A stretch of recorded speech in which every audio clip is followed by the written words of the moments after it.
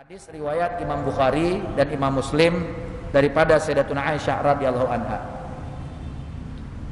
Dalam hadis berikutnya bersabda baginda Rasul Nabi Muhammad sallallahu alaihi wasallam di dalam hadis ke-560 yang dikeluarkan oleh Imam Tabrani yang datang daripada Imam Ali. Bersabda baginda Rasul Nabi Muhammad sallallahu alaihi wasallam, "Kharajtu min nikahin walam akhruj min sifahin." Sesungguhnya aku dilahirkan dari pernikahan dan bukan dari hasil perzinahan. Min ladun Adam ila an waladani abi wa ummi walam yusibni min sifahil jahiliyah syai'. Dari mulai Nabi Allah Adam alaihissalam sampai lahirnya ayahku dan ibuku, lalu mereka menikah dan lahirlah aku, ketahuilah tidak ada sedikit pun terkontaminasi dengan perbuatan-perbuatan terkutuk orang jahiliyah sebelumnya. Nggak ada. Baginda Rasul Nabi Muhammad SAW dijaga kesucian nasab mulianya oleh Allah Subhanahu Wa Taala. Dari mulai Nabi Allah Adam alaihissalam terus turun ke bawahnya sampai kepada Sayyid Abdillah dan ibunda Sayyidah Aminah, sampai terlahirkan baginda Rasul Nabi Muhammad SAW, nasab suci baginda Rasul Nabi Muhammad dijaga oleh Allah Subhanahu wa taala daripada perzinahan. Ini adalah tanda-tanda makhluk yang istimewa yang dimuliakan oleh Allah Subhanahu wa taala, yang sudah sepantasnya kita hormati, kita muliakan, kita bantu perjuangan dakwahnya, kita ikuti suri tauladannya. Bahkan di dalam hadis yang lain yang datang daripada Ibnu Sa'ad, daripada Al-Kalbi, dan juga dari riwayat yang lain dari Abu Saleh yang datang daripada sahabat Ibnu Abbas radhiyallahu anhuma, Rasul bersabda, khairul Arab Mudhar. Sebaik-baik suku Arab itu adalah suku Mudhar. Wa khairu Mudhar Banu Abdi Manaf. Dan sebaik-baiknya Mudhar itu adalah Bani Abdi Manaf. Wa khairu Bani Abdi Manaf Banu Hashim. Dan sebaik-baiknya keturunan Abdi Manaf itu adalah Bani Hashim. Wa khairu Bani Hashim Banu Abdul Muthalib. Dan sebaik-baiknya keturunan Bani Hashim adalah dari Bani Abdul Muthalib. Wallah maftaraqa firqatan mundu khalaqallahu Adam illa kuntu fi khairihima. Demi Allah, tidak semata-mata terpecah menjadi dua kelompok dari mulai Nabi Allah Adam alaihissalam sampai kepada ayahanda dan ibunda baginda Rasul Nabi Muhammad, kecuali aku adalah yang terbaik daripada pilihan-pilihan tersebut. Allahu Akbar. Jadi nasab mulia baginda Rasul Nabi Muhammad dari ayahanda dan ibundanya terus sampai kepada Nabi Allah Adam alaihissalam itu adalah nasab pilihan, dijaga kemurnian dan kesucian nasabnya oleh Allah Subhanahu wa taala. Maka bersyukur dan beruntunglah kita punya nabi pilihan, sebaik-baiknya nabi, sebaik-baiknya rasul, pemimpin para nabi dan rasul.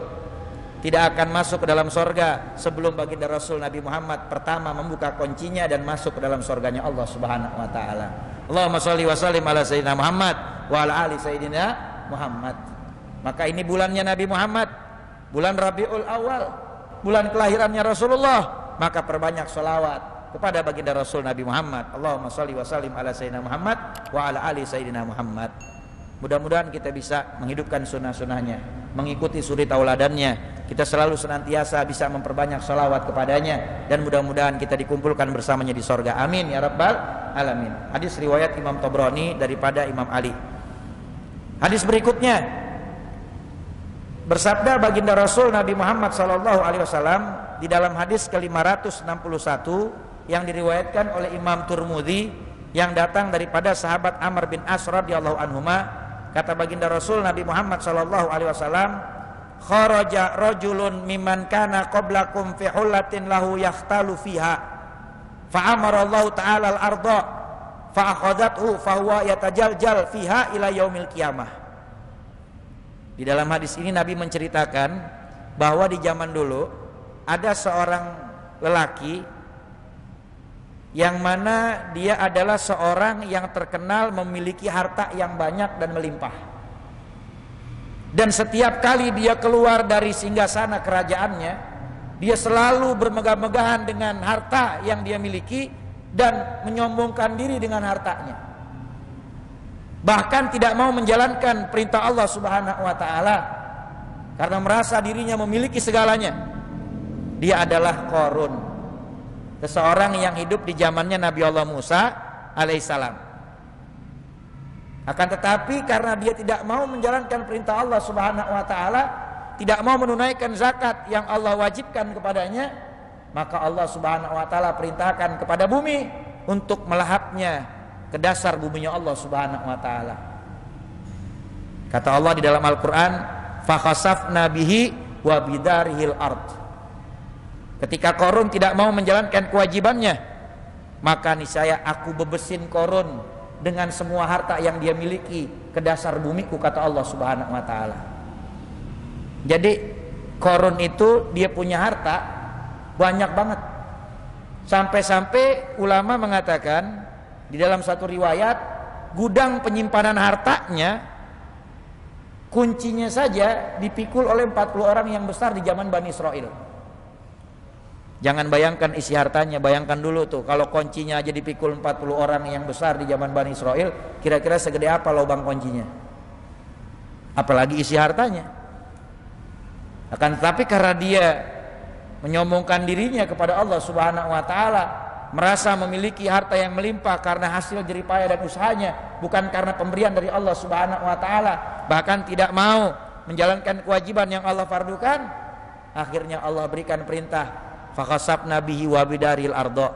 Allah bebesin Qarun dengan kerajaannya, dengan istananya, dengan semua hartanya, prajurit-prajuritnya, pengawal-pengawalnya, pelayan-pelayannya, semua masuk ke dalam buminya Allah Subhanahu wa taala. Kata Nabi Muhammad di dalam hadis ini, fa amarallahu taala al-ardo. Allah perintahkan buminya Allah Subhanahu wa taala, fa akhadhathu, untuk memakan Qarun dengan semua harta-harta yang dia miliki, semuanya bebes ke dalam buminya Allah Subhanahu wa taala, fahuwa yatajaljal ila yaumil qiyamah.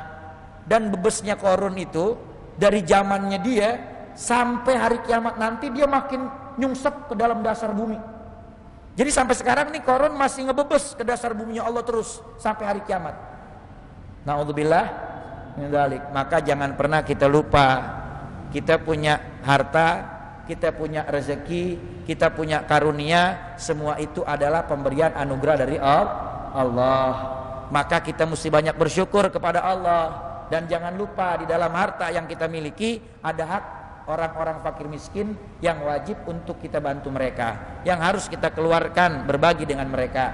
Jangan sampai nanti kita punya sifatnya Qarun, naudzubillah min dzalik, yang pada akhirnya kita diazab oleh Allah Subhanahu wa taala. Naudzubillah min dzalik. Mudah-mudahan Allah Subhanahu wa taala berikan kita sifat syukur, Allah karuniakan kita sifat selalu berbagi kepada siapapun, dan mudah-mudahan Allah Subhanahu wa taala limpahkan karunia-Nya kepada kita.